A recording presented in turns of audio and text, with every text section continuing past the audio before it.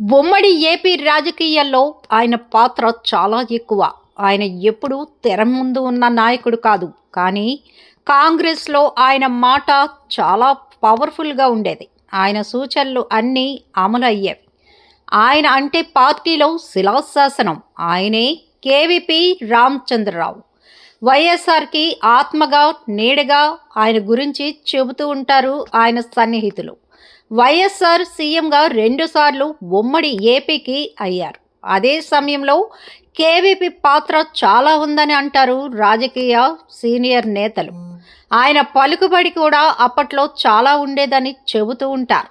ఇక వైఎస్ఆర్ కుటుంబంతో కూడా కేవీపీకి ఎంతో ఆత్మీయ అనుబంధం ఉంది.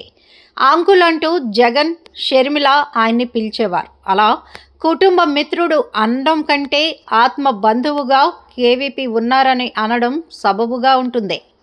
ఇదిలా ఉంటే కేవీపీ, జగన్ చాలా ఏళ్ల తర్వాత బాహాటంగా ఒక పెళ్లిలో కలిశారు. చెన్నైలో జగన్ అన్న కొడుకు వివాహానికి ఎంతోమంది అతిరథ మహారథులు వచ్చారు. వారిలో కేవీపీ కూడా ఉండడం విశేషం. ఈ సందర్భంగా కేవీపీ, జగన్ కలిసి మాట్లాడుకున్నారు. ఆ సన్నివేశం అందరినీ ఆకట్టుకుంది. అంతేకాదు సోషల్ మీడియాలో తెగ వైరల్ అవుతోంది. కేవీపీ, జగన్ అంత సన్నిహితంగా, ఆనందంగా మాట్లాడుకోవడం ఆ మధ్య కాలంగా ఎవరు చూసిందే లేదు. దాంతో అది పెద్ద చర్చనీయాంశంగా మారిపోయింది. ఇదిలా ఉంటే బెంగళూరు కేంద్రంలో కేవీపీతో జగన్ చర్చలు జరిపారని తాజాగా ప్రచారం అయితే పెద్ద ఎత్తున కొనసాగుతోంది. వైసీపీ ఓటమి చెందాక గత 20 నెలలుగా జగన్ బెంగళూరులోనే ఉంటున్నారు. ఆయన రాజకీయ వ్యూహాలు అన్నీ అక్కడి నుంచే అమలు చేస్తున్నారు.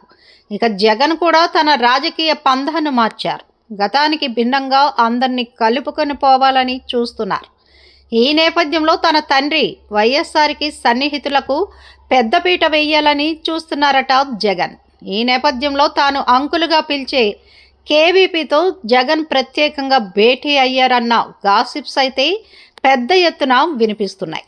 వైసీపీ విషయంలో సూచనలు, సలహాలు కూడా కేవీపీ జగన్కి ఇచ్చారని అంటూ ఉంటారు.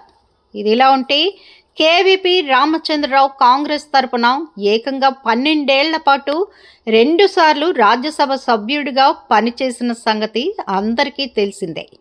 2020లో ఆయన రాజ్యసభ నుంచి రిటైర్ అయ్యారు. కాంగ్రెస్ పార్టీలో ఆయన ఉంటున్నారు. కానీ వయసు రీత్యా గతం అంత చురుకుగా లేరని అంటున్నారు.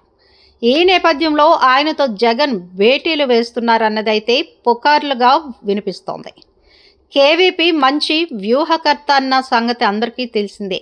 ఆయన వైఎస్ఆర్కి ప్రియమైన స్నేహితుడు. దాంతో తన స్నేహితుడు కుమారుడైన జగన్ రాజకీయంగా క్లిష్ట పరిస్థితిలో ఉన్న దిశానిర్దేశం చేస్తున్నారని అంటున్నారు. మరోవైపు జగన్ కూడా మాస్టర్ ప్లాన్స్తోనే రెడీ అవుతున్నారని తెలుస్తోంది.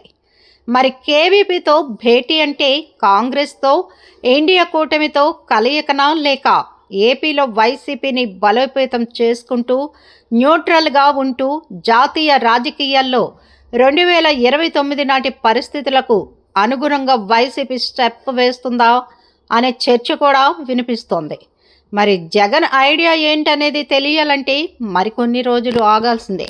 మా వీడియోస్ మీకు నచ్చినట్లయితే లైక్ చేయండి, షేర్ చేయండి, ప్లీజ్ సబ్స్క్రైబ్ కూడా చేయండి.